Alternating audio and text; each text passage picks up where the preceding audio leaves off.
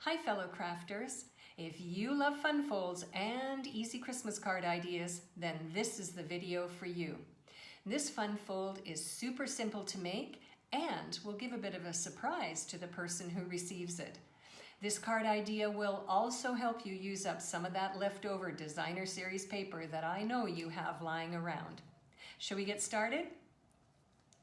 If this is the first time you're visiting my YouTube channel, hi, I'm Terry from nutsaboutsstamping.com. I love sharing techniques and project ideas for rubber stamping, paper crafting, and scrapbooking with you each week.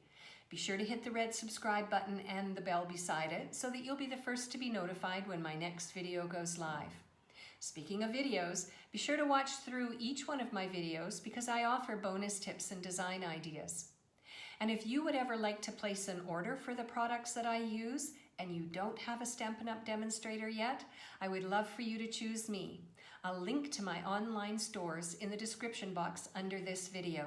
Now, let's get going on this super easy but fun fold.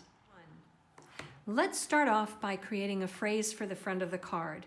I chose the Brightest Glow stamp set, and the phrase that I chose is "All is merry and bright." This is such a great investment and I use it all the time. I'm sure you've noticed it by now because I love the phrases for the outside of the card. I love the phrases for the inside. I love the fonts and I like the different sizes. So you can really adapt this stamp set to so many different card ideas.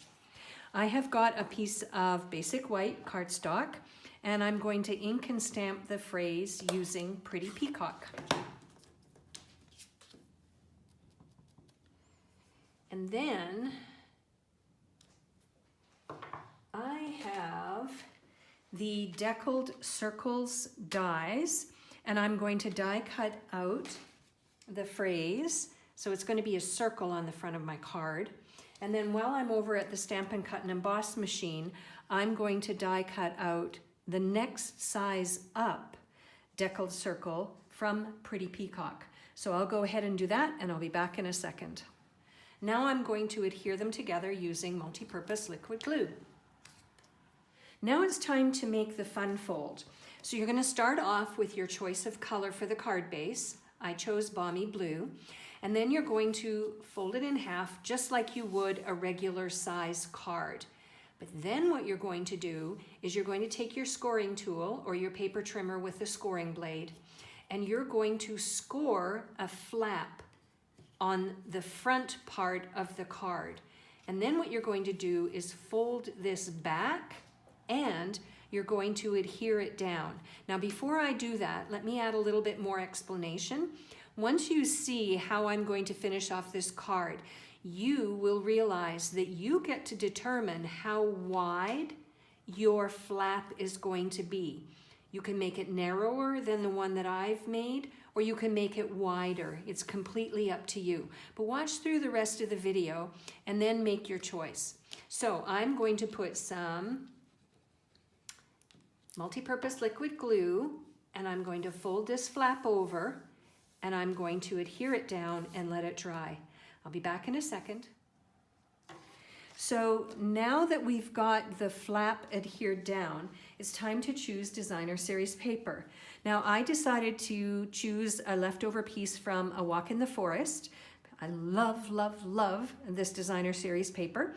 It's for a good cause, but also I love the colors and the patterns. Now my tip for you, the same as the tip that I gave last week, is choose a design for this fun fold where perhaps you can use both sides of the paper so that it's color coordinated. So what I did was from that pattern that I just showed you, I cut 2 strips. The first strip is going to be adhered on top of the flap and the second strip is going to be adhered inside the inside of the card so that when you open it up, you can see this other pattern. So I'm going to go ahead and adhere those 2 pieces down next.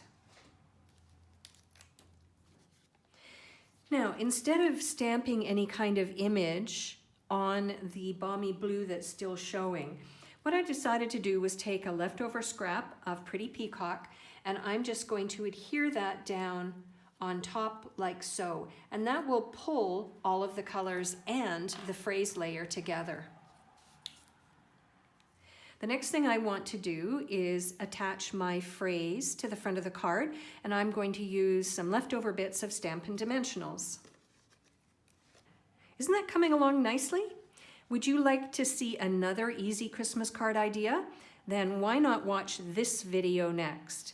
Now we've sort of got the basic elements on this card, and now it's time to have some fun with embellishments. I have the Essentials Baker's Twine pack, or Baker's Twine Essentials pack, I think it's called.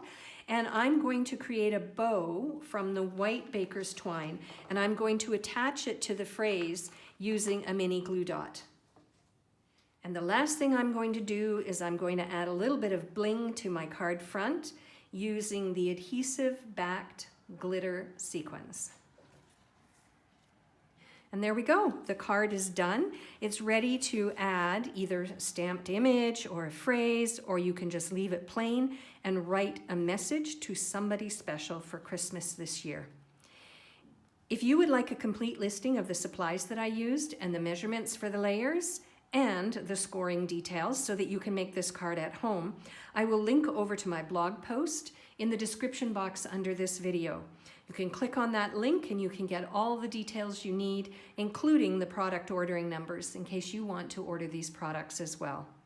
I'm Terry. I am nuts about stamping. I'll see you at the next video. Bye for now.